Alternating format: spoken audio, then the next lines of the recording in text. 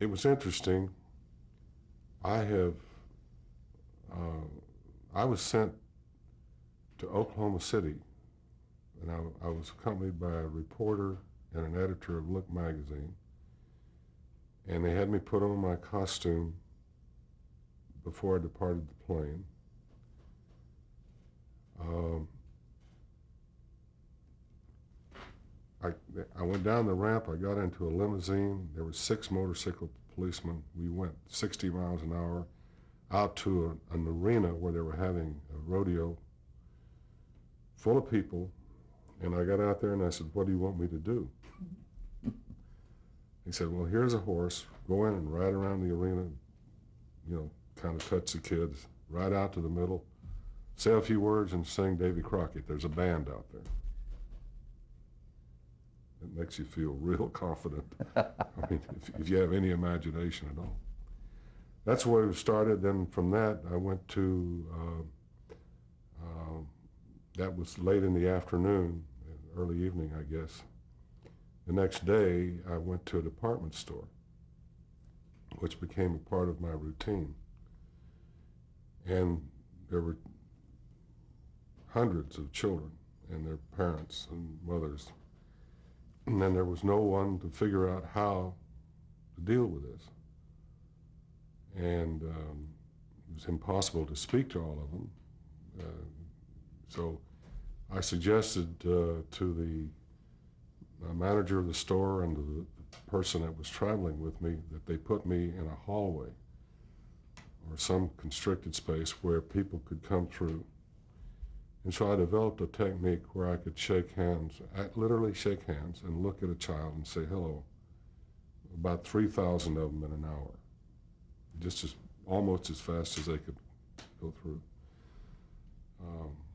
Occasionally, funny things happen. One little kid, and a lot of kids would get there, and then they would be frightened, or you know how children are. And one little boy got right up to where I was, and he became frightened, and he ducked under his mother's skirt and grabbed her around the thigh. And she was trying to move on, to get out of, she was so embarrassed. But it was just hilarious, and we had to have a good laugh. It was fun, except that I did that almost a city a day. A city a day? What the routine became was fly at night, arrive at the city, breakfast with the reporter in the morning, visit a children's hospital or a nursing home, usually lunch at a Rotary or, some sort of civic deal. In the afternoon, I would go to a department store, or if I'd missed that, it was all the same, but it was sometimes arranged differently.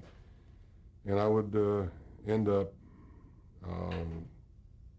at radio and TV stations, and finally I would end up in my room or packing my stuff at the last minute and getting on the plane, and then we'd fly to the next city. And then finally,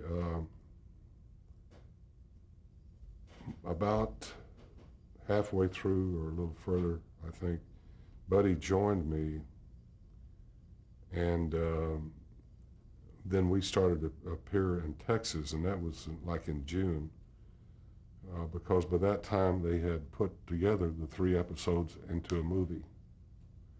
But I'd just been out on tour promoting the merchandise, literally, and I was in every department store. For example, Buddy and I went to Hudson's department store in Detroit, where a number of major streets intersect with this. I think they no longer, I don't think it's a store any longer, but they let all the children out of school. And so when you see the Pope with the papal mass, we did that from the marquee of this jail Hudson's department store. We ended up appearing at the Mastbaum Theater, which was one of those last enormous Rococo theaters that should have been preserved forever and was torn down. We were one of the last acts there, but that was all interesting and different versions of terror that would come along. And I say that because sometimes they pulled us out of the theater one afternoon and said, we're going over to the legislature and you're going to address the Texas legislature. Oh, well, what are you going to say? I mean, you're in costume, you don't feel too comfortable. You are, you know. Buddy and I went over there, and so I was trying to think, what could I possibly say that would be reasonable? So I finally thought, oh, I know what it is. I'm going to ask the legislature to make Buddy a Texas citizen. So I had a little something. So we're introduced up there to the whole group, and I said, Buddy, go ahead. So Buddy went first, and he said, I've always wanted to be a Texan. There went my, what am I going to say now? I said that. So someone had asked us to sing Davy Crockett, and I said, oh, no, I don't want to do that. I didn't even bring my guitar.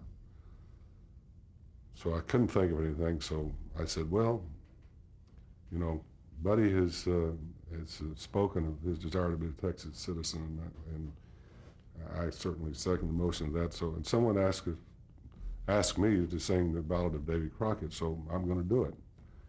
So I started to sing the song a cappella by myself, and when I got to the chorus, Buddy joined in. And if we weren't friends before, we were friends forever after that.